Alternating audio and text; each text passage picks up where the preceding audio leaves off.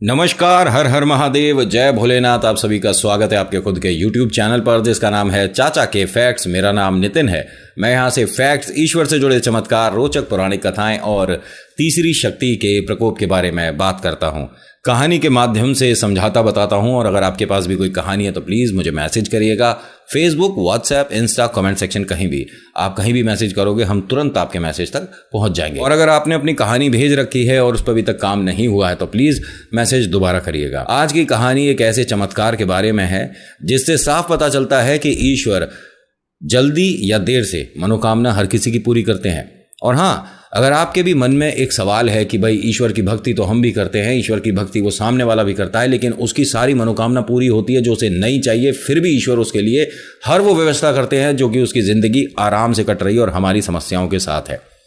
तो इस कहानी से हो सकता है कि आपकी गलती या आपके सवाल का मैं आज आंसर देने में सक्षम हूँ। ठीक है, तो आज की कहानी ज़रूर सुनिएगा, पूरी सुनिएगा, और हो पाए तो लाइक ज़रूर करिएगा अगर आपको अच्छी लगती है, क्योंकि आपके एक लाइक, एक कमेंट, एक सब्सक्राइब से चैनल को एक तरह से ये पता चल जाता है कि हाँ, हम कहीं ना कहीं कोई ना कोई काम अच्छा कर रहे हैं।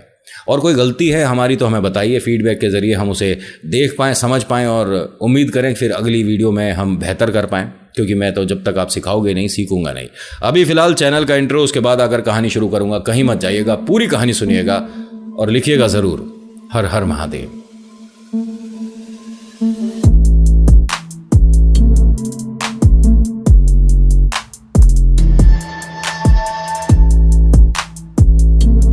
ये जो चमत्कार मेरे पास आया है ये तब का है जब इनकी शादी हुई थी, यानी कि जब ये तकरीबन 19 या 20 साल की रही होंगी। ठीक है, तब इनका विवाह हुआ था एक ऐसे सज्जन पुरुष के साथ, एक ऐसा प्यार करने वाला पति जो कि इनकी हर मनोकामना पूरी करना चाहता है।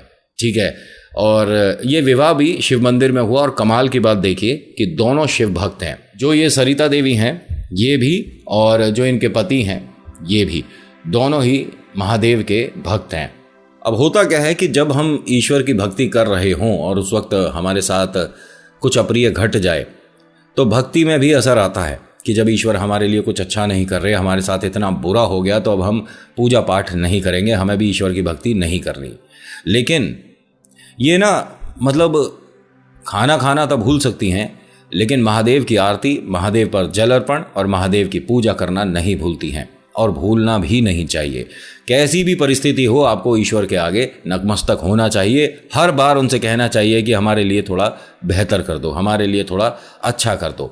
और कभी भी किसी के लिए ना बद्दुआ मत निकालिएगा। ठीक है, आपको शायद ये बात नहीं पता होगी कि पूरे दिन में एक बार आपकी जिह्वा पर, यानी जीभ पर सरस्वती का वास होता है, और उस वक्त कही बात अधिकतर सच हो जाती है। तो प्लीज़ किसी के लिए भी बुरा नहीं बोलिएगा। ठीक है, ये जो परिवार है, ये जो पति पत्नी है, ये ईश्वर की भक्ति में हमेशा लीन रहते हैं, और इन्हें दुनिया समाज में भी हर कोई इज्जत ही देता है, क्योंकि ये कभी किसी के लिए ना बुरा सोचते ना बुरा करते। हाँ, आर्थिक स्थिति ठीक नहीं है, मतलब ठीक भी नहीं, इस शब्द को दोबारा से करता हूँ कि इनकी आर्थिक स्थिति बेहद ख़राब है। दोनों मेहनत कर रहे हैं, और मेहनत ये कैसे, ये तो किसी की दुकान पर जाकर नौकरी करते हैं, और ये एक परचून की दुकान है जहाँ पर इनके पतिदेव काम करते हैं। और ये जो विमला जी हैं ये घर घर जाकर बर्तन वगैरह करती हैं। बड़ी समस्या है, क्योंकि घर से तकरीबन 1-1.25 किलोमीटर दूर जाकर इन्हें 3 घर मिले हैं जिस पर ये काम करती हैं, झाड़ू पोछा बर्तन वगैरह। और इन दोनों ने, पति पत्नी ने, एक साथ मिलकर सपना देखा है कि हम एक छोटा सा अपना घर ज़रूर बनाएंगे। ये कच्चे पक्के से मकान में रहती हैं और ये किराए पर है, और मकान में ये मानिए कि काम बहुत होना है तब जाकर वो किराए पर रहने लायक बने। लेकिन इनकी मजबूरी है कि इनके पास एक तो पैसे नहीं है, दूसरा व्यवस्था दोनों की अपने घर से भी ठीक नहीं है। समझाता हूँ, कहते हैं ना कि भाई लड़की पक्ष जो है वो थोड़ा सा पैसे में ठीक है तो मदद कर देता है। यहाँ दोनों ही ये मानिए कि बस गुजर बसर चल रही है, दोनों ही ख़ानदान थोड़ा सा पैसे में 19 हैं। ठीक है, दोनों मेहनत कर रहे हैं, लेकिन इन दोनों ने मिलकर एक सपना देखा है कि 5 साल के अंदर हम दोनों मेहनत करके पैसे जोड़कर अपने लिए एक कमरे का मकान ज़रूर बनाएंगे। बहुत सारे इनके सपने हैं, और सपनों के साथ साथ इनकी ज़िंदगी में एक खुशी ने भी दस्तक दे दी है। जी हाँ, ये प्रेग्नेंट है। अब जैसे ये प्रेग्नेंट हुई और इन्हें समाचार मिला इनके पतिदेव को भी। तो उन्होंने कहा कि आज से आपका बाहर जाकर काम करना बंद है, अपनी सेहत का और होने वाले बच्चे का ज़्यादा ध्यान रखिए। गुड्डा या गुड़िया जो भी आएगा हम उसके लिए दोनों तैयार हैं। इन दोनों को वास्तव में ऐसा बिल्कुल नहीं है कि बेटा होना चाहिए कि बेटी होनी चाहिए, ऐसा बिल्कुल भी नहीं है। अब होता क्या है कि समय जैसे जैसे निकल रहा है उसने अपने बहुत सारे खर्चे कम कर दिए। वो जो इनका पतिदेव है, ये मानिए कि सुबह दोपहर शाम 3 वक्त का खाना बहुत किस्मत वालों को मिलता है। ये अपने साथ जो खाना लेकर जाता था ये उसी को अब शाम को 6-7 बजे खाने लग गया कि रात का खाना भी बच गया और सुबह का नाश्ता भी बच गया, कि मैं किसी तरह से घर पे कुछ पैसे जोड़ पाऊँ। और जो पैसे बच रहे हैं उसके लिए अपनी धर्मपत्नी के लिए थोड़ा सा कहीं से घी मिल जाए, थोड़ा सा कहीं से मतलब फल वगैरह मिल जाए कि उसकी सेहत अच्छी रहनी चाहिए। अब होता क्या है कि जब वक्त आया तो इनकी डिलीवरी जब हुई तो इस वक्त भी ये काफ़ी स्वस्थ थी और सब कुछ ठीक था। महादेव का आशीर्वाद और महादेव ने इन दोनों की झोली में एक पुत्र को भेंट करा। इनके घर एक पुत्र का जन्म हुआ, एक बेटे का जन्म हुआ। खुशी का ठिकाना नहीं है। अड़ोस पड़ोस में सबने मिठाई वगैरह बांटी है और दोनों घर परिवार आए हुए हैं, यानी लड़की पक्ष भी और लड़के वालों की तरफ से भी कुछ लोग आए हुए हैं और इन सभी ने बधाई दी, एक दूसरे का मुंह मीठा कराया और बस वो सब वहाँ से चले गए। अब रह गए हैं पति पत्नी और ये जो इनका बेटा हुआ है। दोनों से देख कर रोते हैं और कहते हैं कि महादेव आपने हमारी किस्मत ही बदल दी। हमारे जीवन में अब हमारी मदद करने के लिए हमारे बुढ़ापे का जो सहारा आया है ये बड़ा प्यारा है, बड़ा अच्छा लग रहा है। इसे देखकर पता नहीं क्यों ऐसा लग रहा है कि अब हमें किसी भी चीज़ की ज़रूरत ही नहीं है। मैं तो सोच रहा हूँ मकान की भी ज़रूरत नहीं है। जैसे ही पतिदेव ने बोला तो पत्नी ने मुस्कुराकर कहा कि ऐसे आप अपने काम से पीछे नहीं हट सकते, क्योंकि भाई हम दोनों ने 5 साल में ये सपना पूरा करने की सोची है और अब जब ये आ गया तो इसे भी 5 साल के बाद अपने घर में प्रवेश करने का मौका मिलना चाहिए, यानी ये किराए के मकान में ना रहे तो ज़्यादा बेहतर है। पतिदेव ने हंसकर कहा कि फ़िलहाल तो 5 साल भाई साहब को किराए के मकान में ही रहना पड़ेगा। हाँ, भोले बाबा कोई ऐसा चमत्कार कर दें कि हमें कहीं गड़ा धन मिल जाए तो मज़ा ही आ जाए। तो वो क्या कहती हैं, ये सब बस मनगढ़ंत कहानियाँ हैं, ऐसे कहाँ सच्चाई में होता होगा। खैर, अभी ये दोनों बात कर रहे हैं स्वस्थ है और अपने घर पर ही है, ठीक है। ये जो इनकी डिलीवरी हुई है इनके घर पर हुई है। अब यहाँ होता क्या है कि धर्मपत्नी ने एक दिन इनसे ये कहा कि आपका 3 दिन बाद जन्मदिन है और मैं चाहती हूँ कि इस बार मेरे कहने से आप वो काम करो जो कि मैं चाहती हूँ। इन्होंने कहा क्या करना है इस कमरे में, रंग रोगन करूँ, क्या करूँ? नहीं, मैं चाहती हूँ अपने लिए आप एक स्कूटर देख लो। इन्होंने कहा स्कूटर बहुत महंगा आता है, मेरा आना जाना मेरे पैरों से हो जाता है, वही ठीक है। उन्होंने कहा आप 3 किलोमीटर चल कर जाते हो और 3 किलोमीटर चल कर आते हो, इसमें आपको भी तो थकान होती होगी, स्कूटर से आने जाने में वक्त ही कितना लगेगा और सही रहेगा। उन्होंने कहा नहीं, बात तुम्हारी ठीक है लेकिन महंगा बहुत आता है, स्कूटर लायक हमारी व्यवस्था है नहीं। तुम्हें पता है कि एक स्कूटर अगर ख़रीदूँगा तो तकरीबन 6 महीने का किराया निकल जाएगा, मतलब जो हमारे मकान का है। उन्होंने कहा तो नया मत खरीदो ना, पुराना देख लो कहीं अच्छा सा मिल जाए तो। बात थोड़ी ठीक भी लगी और इसका भी मन बहुत समय से है कि एक कोई घर में 2 व्हीलर हो, क्योंकि धर्मपत्नी है, बच्चा है, कहीं आने जाने में समस्या साइकिल से तो हो सकती है, स्कूटर पे तो दुनिया चलती है। इसने बीवी के कहने से और अपने मन से भी तलाशना शुरू करा और इसे वास्तव में एक प्यारा, बेहतरीन, अच्छी कंडीशन का एक स्कूटर मिल गया। आज इसका जन्मदिन है और पत्नी ने अपनी तरफ से तोहफे में इसे स्कूटर दिया है। पतिदेव खुश हैं, छोटा सा बालक ये भी स्कूटर पे बैठकर, भाई नन्हा सा है, नवजात है शिशु, लेकिन उसे स्कूटर वगैरह देखकर थोड़ा सा अलग सा फील कर रहा है कि हाँ कुछ नई सी चीज़ तो है।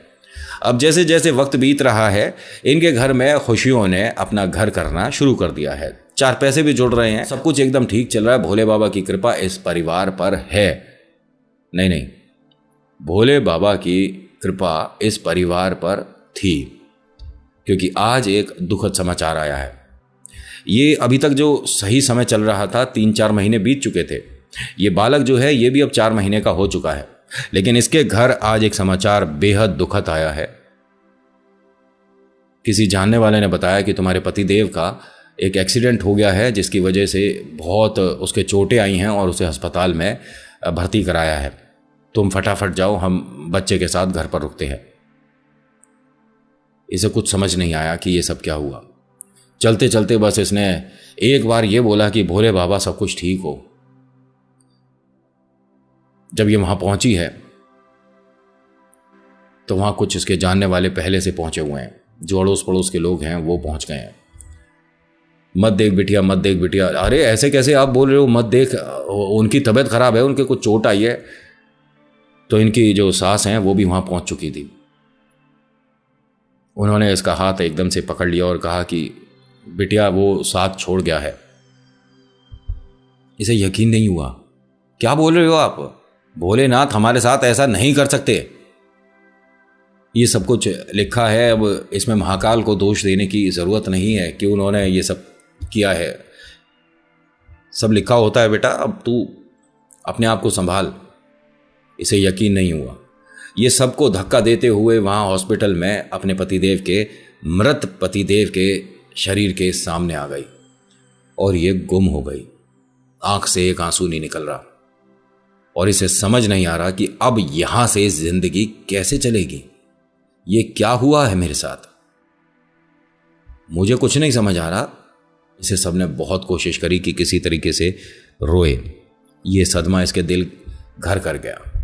बहुत लोगों ने बहुत कोशिश करी लेकिन इसकी आंख से एक आंसू नहीं गिरा।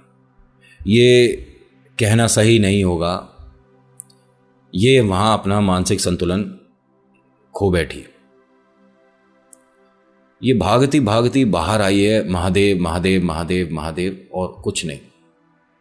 लोग इसे रोक रहे हैं, इसे समझा रहे हैं कि तेरे साथ बहुत बुरा हुआ है। इसे बार बार इसके पति की बातें याद दिला रहे हैं। इसे मतलब कुछ भी हो, कैसे भी करके बस ये रोनी चाहिए, क्योंकि इस सदमे से इसका बाहर आना बहुत ज़रूरी है, वरना मानसिक संतुलन इतना बिगड़ जाता है कि फिर कुछ ही दिन रह जाएंगे इसके पास भी।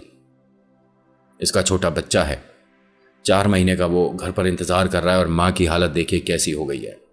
पिता दुनिया छोड़ चुका है। ये जब घर पहुंची है तो घर पर जो इनके इंतज़ार कर रही थी, जो कि बोल कर आई थी कि भाई आप जाइए, हम बच्चे के पास हैं, उन्होंने छुटते पूछा कि तू इतनी जल्दी आ गई, वो कैसे हैं, पतिदेव कैसे हैं, सब कुछ ठीक है? ये वहाँ अपने बच्चे को देख कर रो गई, जो कि ये मानिए कि इस बच्चे ने इस सदमे में अपनी माँ को नहीं जाने दिया, सिर्फ 4 महीने के बालक ने। पहला चमत्कार तो यह है कि उस छोटे से बालक को देखकर इनकी आंखों से आंसू निकलने शुरू हो गए और उसे सीने से लगाकर जो फूट फूट कर रोई हैं, हमारा साथ छोड़ गए, इसके पापा हमारा साथ छोड़ गए, अब जिंदगी हमारी खत्म हो गई। जैसे ही उन्होंने भी ये चीज सुनी, उनके पैरों के नीचे से जमीन निकल गई कि ये क्या हुआ इस परिवार के साथ। यहां से इसे अब एक ही काम करना है, अपने लिए, अपने बालक के लिए अच्छा वक्त ढूंढ कर निकालना है, क्योंकि ये तो अच्छा वक्त नहीं है। ये वो समस्या है जिसमें कुछ लोग आएंगे, साथ देंगे, बैठेंगे, रोएंगे, बात करेंगे और फिर चले जाएंगे। उसके बाद सारा समय इसे ही बिताना है, अपने बच्चे के लिए कुछ करके दिखाना है। पढ़ी लिखी नहीं है, इसी वजह से ये बस वो काम कर सकती है जो कि ये करती आई है, दूसरों के घर जाकर उनका झूठन साफ करना, उनके घर में जो गंदगी है उसे झाड़ू से साफ करना। अपने बच्चे के लिए इसने वो शुरू करा, अपने आंसू पहुंच दिए इसने। ये अगले ही महीने अपने आंसू पहुंचकर काम पर जाना शुरू कर चुकी है कि हाँ, मैंने और मेरे पति ने जो सपना देखा है मैं पूरा जरूर करूंगी और मैं 5 साल में ही पूरा करूंगी। महादेव मेरे पर, मेरे बच्चे पर थोड़ी दया रखना, क्योंकि जो हमारे साथ बुरा हुआ इसके बाद पूरे जीवन भर कोई और बुरा कुछ भी हो जाए इससे बुरा नहीं हो सकता। बस ये मान लीजिए कि पूरी जिंदगी में जो खराब समय हमने देखना था वो हम देख चुके हैं। मैं उनकी यादों के साथ ही पूरी जिंदगी बिताऊंगी और अपने इस बच्चे की आंखों से एक आंसू नहीं गिरने दूंगी। धीरे धीरे वक्त बीत रहा है, बच्चा ये बड़ा हो रहा है और वक्त ऐसा भी आया कि हाँ, इसने अपने पतिदेव से जो वादा किया वो पूरा करके दिखाया। एक अपने लिए एक कमरे का घर लिया। आज ये अपने बालक के साथ उस घर में आई है। सभी ने इसकी पीठ थपथपाई है कि बच्चे तूने कमाल करके दिखाया है। ये खुश है और सिर्फ यही बोलती है कि मेरे पास 2 ही जनों का साथ है, महादेव और मेरे पतिदेव। ये दोनों मुझे रास्ता दिखा रहे हैं और मैं अपने बच्चे के लिए बस उसकी राहों में फूल बिछाती जा रही हूँ। मैं कभी थकूंगी नहीं, मैं कभी हारूंगी नहीं और बच्चे जब तक मैं तुझे सफल नहीं कर देती, अपने बेटे के सिर पर हाथ फेर कर बोलती है, तब तक मैं मरूंगी भी नहीं।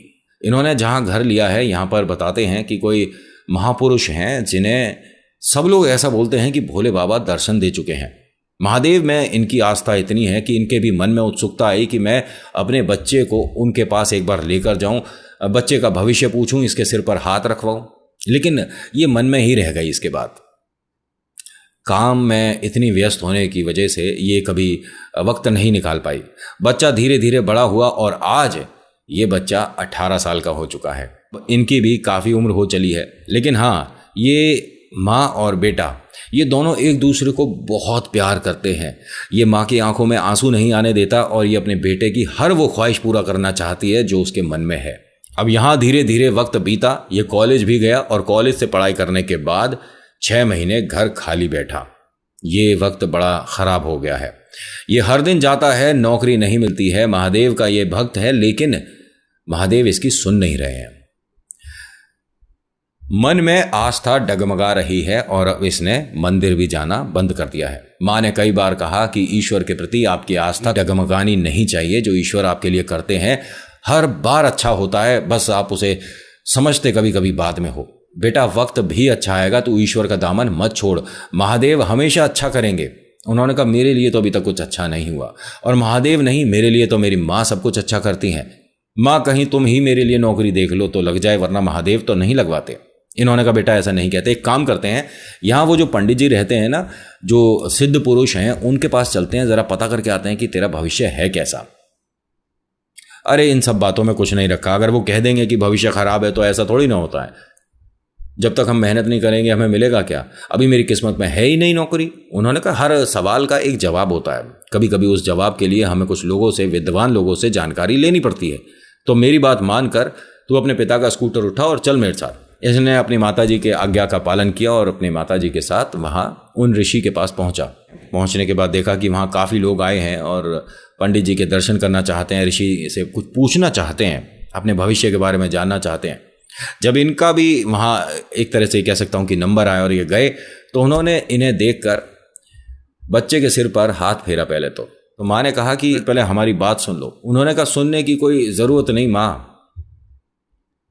जब बालक ये कुछ ही महीने का था, शायद 4-5 महीने का, तब पिता का साया उठ गया। जैसे तैसे तूने इसे बड़ा किया है। तो माँ और बेटा ये दोनों थोड़े से पहले आश्चर्यचकित हुए कि हमने तो कुछ आकर अभी बताया ही नहीं है, इन्हें कैसे पता। ऋषि से कहती हैं कि मेरे मन में एक सवाल है, हमारा वक्त कब बदलेगा? हम दोनों ही भोले को बहुत मानते हैं, लेकिन देखिए, मैं अपने लिए नहीं कहूँगी, लेकिन मेरा बच्चा जो है ये न जाने अब क्यों मंदिर नहीं जाना, महादेव से कुछ कहना नहीं, पूजा नहीं करनी, घर पर भी इसने पाठ करना बंद कर दिया, बस इसी वजह से कि इसे सफलता नहीं मिल रही है, इसे नौकरी नहीं मिल रही है, बहुत वक्त बीत गया है। कब हमारा वक्त अच्छा आएगा, कब सब कुछ ठीक होगा? उन्होंने कहा, सब कुछ बहुत ठीक होगा, महादेव का आप पर हाथ है, मेरी तरफ से आप लोगों के लिए कुछ भेंट है। उन्होंने कहा, हमारे लिए क्या चीज़ है? अब ये जो पंडित जी हैं, इन्होंने क्या करा कि अपने झोले में से कुछ पैसे निकाले, उसके हाथ में रखे, बच्चे के, ये जो बच्चा आया था, और 5 फूल इसके हाथ में रखे। तो माँ ने कहा कि ये सब की ज़रूरत नहीं है, आप हमारी बात सुनिए तो सही, आप बताइए हमें क्या करना होगा, हम कौन सी पूजा करें जिसकी वजह से हमारा वक्त बदले। उन्होंने कहा, माई सब कुछ बदलेगा, मैं बता तो रहा हूँ, और मुझे किसी से भी पूछने की ज़रूरत नहीं होती कि आपका सवाल क्या है। महाकाल का हाथ है मेरे ऊपर, और जो वो कह रहे हैं मैं यहाँ कर रहा हूँ, और वो मुझे करने दो। आप हमारी बात ही नहीं समझ रहे। महादेव अगर आपकी सुनते हैं और आप उनको यहाँ देख पा रहे हो, जो कि हम नहीं देख पा रहे, तो उनसे पूछकर हमें बताओ तो सही कि हमारा वक्त कब बदलेगा। और इन्होंने जो बच्चे को दिए थे फूल और कुछ पैसे, इन्होंने वापस सामने रख दिए। इन्होंने फिर वो पैसे उठाए, तकरीबन 50 रुपये मान लो, ठीक है, इसके सामने दोबारा रखे कि बेटा इसे उठा ले और ये 5 फूल भी उठा ले, हमें पैसों की ज़रूरत नहीं है, बस ये बताइए कि हमारा वक्त कब बदलेगा। इनको समझ नहीं आ रही, इनके मन की सी उन्होंने कुछ ऐसी कही नहीं, तो ये वहाँ से उठे और चलने लगे। जैसे ही बाहर आए हैं, पंडित जी ने आवाज़ दी, तो यहाँ पर इनका बेटा और माई दोनों अंदर आए। उन्होंने कहा, माई आप ज़रा 2 मिनट बाहर रुको, मुझे बच्चे से कुछ बात करनी है। वो बाहर गईं, उन्होंने बच्चे को दोबारा वो 50 रुपये दिए और 5 फूल दिए कि बेटा ये रख ले, अपनी माँ को मत बता। आप ऐसा क्यों कह रहे हो? बेटा रख ले, मैं जो बोल रहा हूं। ये बाहर आया और इसने अपनी माताजी को सब कुछ बता दिया। माताजी को बड़ा अजीब लगा। उन्होंने कहा एक काम कर तू बेटा, स्कूटर निकाल, मैं ये पैसे और ये फूल वापस करके आती हूँ, मुझे कुछ नहीं समझ आ रहा, मुझे समझ ही नहीं आ रहा ये सब क्या हो रहा है। पहली बात, आपको उन पर विश्वास करना चाहिए था। जो दुनिया बता रही है कि इन पर महादेव का हाथ है। खैर, ये अंदर गई, वापस करती हैं फूल और पैसे कि हमें ये 50 रुपए की ज़रूरत नहीं और इससे होगा क्या, मैं तो बस ये चाहती हूँ कि मेरे बच्चे को खुशियाँ मिले, उसका जीवन संवर जाए, उसको अच्छी सी कहीं नौकरी लगे। तभी धड़ाम सी कुछ आवाज़ आती है, सब लोग भागे भागे जाते हैं बाहर। पता पड़ता है कि उस बच्चे का एक्सीडेंट हो गया जो स्कूटर निकाल रहा था। बहुत भयानक। अब जैसे ही उसे लेकर भागे हैं, ठीक है, ये माँ वापस आई पंडित जी के पास। अब यहां पर ये गुस्से में आती हैं इनके पास पंडित जी के, और ये कहती हैं कि कौन कहता है कि तुम पर महादेव का हाथ है? अरे सब कुछ झूठ है, क्योंकि अगर मैं तुम्हारे नहीं आती तो मेरा बच्चा सुरक्षित होता, घर होता। उन्होंने कहा ऐसा है माई, पहली बात तो ये कि वो जो मैं 5 फूल और 50 रुपए दे रहा था वो मैं नहीं, महाकाल दे रहे थे। और माई तेरे बच्चे की उम्र कम है, उसको बढ़ाकर मैं 50 साल कर रहा था, और 5 वो जो मैं फूल दे रहा था, ये सिर्फ 5 दिन के अंदर तुम्हारे को एक शुभ समाचार मिलता जिसमें नौकरी थी। महाकाल की बात को तुम टाल रही हो। अब जो करेंगे वो करेंगे, मुझे इसके आगे कुछ कहने करने को है ही नहीं। इनके पैरों के नीचे से जमीन निकल गई। क्या बोल रहे हो आप? 50 रुपए नहीं, साल थे। हाँ माई, 50 साल दिए थे महाकाल ने, वो 50 रुपए नहीं थे जिसे तुमने ठुकरा दिया। मैंने कितनी बार कोशिश कर करके, कभी तुमने मना कर दिया, कभी बच्चा वापस कर गया, जब वो बाहर गया मैंने वापस, हुआ वही जो महाकाल ने लिखा है। माई अब मैं कुछ नहीं कर सकता, अब आपकी श्रद्धा और महादेव हैं, मैं बीच में नहीं हूं। मुझे जो जितना कहा मैंने वो उतना किया। अब ये रोने लग गई और उनके आगे हाथ जोड़ती हैं कि आप महादेव से क्या कहें, मैं नहीं कर सकता। पहली बात तो आप मुझे या मेरे महादेव को अपनी शर्तों पर लेकर चल रही हो कि अगर हमारे साथ ऐसा करो तो महादेव है, नहीं करो तो नहीं है। आपके कहने करने से महादेव का अस्तित्व बदलेगा नहीं माई। लेकिन हाँ, मैं ये कह सकता हूं कि आपकी श्रद्धा में वो बात है कि महादेव मदद करेंगे, आपके लिए अच्छा समय आएगा। अब भी बोल रहा हूं, लेकिन करना आपको पड़ेगा। अब ये वहां से हॉस्पिटल जाने की बजाय वहां जहां मंदिर है, जहां ये कभी अपने पतिदेव के साथ जाया करती थी, तो वहां महादेव के सामने जाकर बोलती हैं कि मुझे बाबा समझ नहीं आया कि मेरी श्रद्धा कैसे डगमगा गई। मैं कह तो रही थी कि मेरे बच्चे को शायद आप पर विश्वास अब कम है, लेकिन कहीं कहीं मुझे भी लग रहा था कि मेरी भी प्रार्थना आप सुन नहीं रहे हो।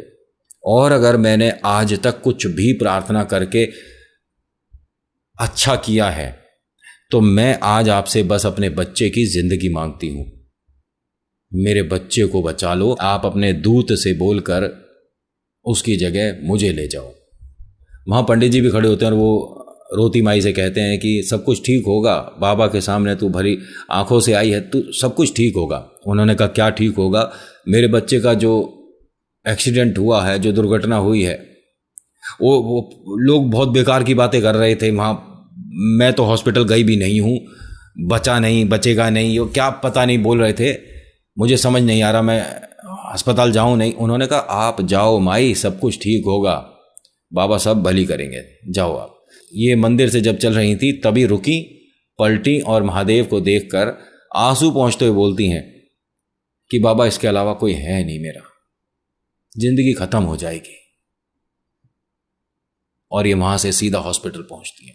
अब ये जैसे ही वहां पहुंची हैं, वही दृश्य है, वही अस्पताल है, भीड़ लग रही है, लोग रो रहे हैं, गलत हुआ गलत हुआ। इसे समझ नहीं आ रहा कि ये सब कुछ क्या हो रहा है। इसके आंखों के सामने वही नज़ारा है जो कि जब इसका बच्चा 4 महीने का तब हुआ था। ये डरती घबराती सहमती भीड़ को हटाती हुई देखती हैं कि यहां इनका बेटा है ही नहीं। फिर इनका कोई जानने वाला मिलता है, वो कहते हैं कि वो पहले माले पर है, आपका बेटा जो है वो पहले माले पर है। ये सीढ़ियों से भागती हुई पहुंची हैं तो देखती क्या है कि वहाँ डॉक्टर साहब किसी को कुछ समझा रहे हैं कि बेटा थोड़ा ध्यान से चला करो और हेलमेट का इस्तेमाल किया करो। आप क्या करते हो? इन्होंने झांक कर देखा है, इनका बच्चा है, हाथ में बस फ्रैक्चर हुआ है। कहने वाले ये बताते हैं कि ये बस की चपेट में आ गया था। स्कूटर का हाल बहुत बुरा हो चुका है, समझ ही नहीं आ रहा कि ये स्कूटर था या क्या था, लेकिन इसके खरोंच नहीं आई है। बोलो हर हर महादेव। माई को देखकर बोलते हैं कि ये फ्रैक्चर है, 1.5 महीने रहेगा, लेकिन अपने इस बच्चे को समझाओ थोड़ा सा स्कूटर आराम से चलाए। ये आंसू पहुँचती हैं और कहती हैं कि हाँ जी, और ये ठीक है? हाँ बिल्कुल ठीक है, लेकिन थोड़ा से बोलो। हेलमेट वगैरह कुछ भी नहीं था, वो तो भगवान की कृपा रही, अगर सिर पर चोट आती तो गंभीर हो सकती थी ना बात। हाँ हाँ हाँ, समझ नहीं आ रहा इन्हें।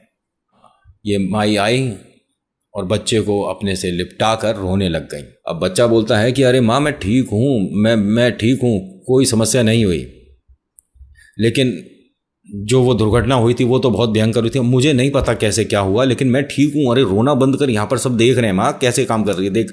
सब लोग बोलेंगे बस हाथ में छोटी सी चोट ही तो है, इस तरह से रो रही, सब कुछ ठीक है। बच्चे से बोलती हैं कि तू यहीं रुक, मैं ज़रा वापस आती हूँ। ये सीधा आश्रम पहुंची हैं और पंडित जी के सामने कहती हैं हाथ जोड़कर कि बाबा आपके आशीर्वाद से मेरा बच्चा ठीक है। उन्होंने कहा मैंने नहीं, जो किया महादेव ने किया है। मैं तो पहले जो कर रहा था वो बाबा के कहने से कर रहा था। हो सकता था कि वो जो बाहर हुआ वो भी नहीं होता। महादेव ऐसे ऐसे चमत्कार कर देते हैं जो कि आप किसी को बताओगे तो उसे यकीन नहीं लगेगा, वो सोचेगा कि मजाक कर रहा है। ऐसा कभी होता है क्या? महादेव हैं वो, और अगर उन्होंने तुम्हारे लिए चमत्कार किया तो सोचो तुम पर हाथ है उनका या नहीं है। आप उनकी भक्ति करना छोड़ दो, लेकिन जिसने भी एक बार ओम नमः शिवाय हर हर महादेव बोल दिया, पूरी जिंदगी महादेव का हो गया वो, और महादेव उसकी रक्षा करते हैं। बस उसके बाद इनकी श्रद्धा उतनी ही मजबूती के साथ रही जितनी पहले थी। तो बस आज की कहानी में इतना ही। आज की कहानी आपको कैसी लगी मुझे बताएगा ज़रूर। अच्छी लगी तो प्लीज़ लाइक करिए, शेयर करिए, कमेंट में लिखिएगा हर हर महादेव, जय भोलेनाथ, आपका नाम आपकी जगह। मैं हर बार कहता हूं कि आप मेरी कहानियों पर ट्रस्ट करिए नहीं करिए एकदम अलग मैटर है, लेकिन अपने ईश्वर पर, अपने भगवान पर 100% भरोसा करो, चमत्कार होने शुरू हो जाएंगे। So thank you so much for watching. मेरा नाम नितिन है। मुलाकात करूंगा आपसे एक अगली वीडियो में। हर हर महादेव, जय भोलेनाथ, धन्यवाद।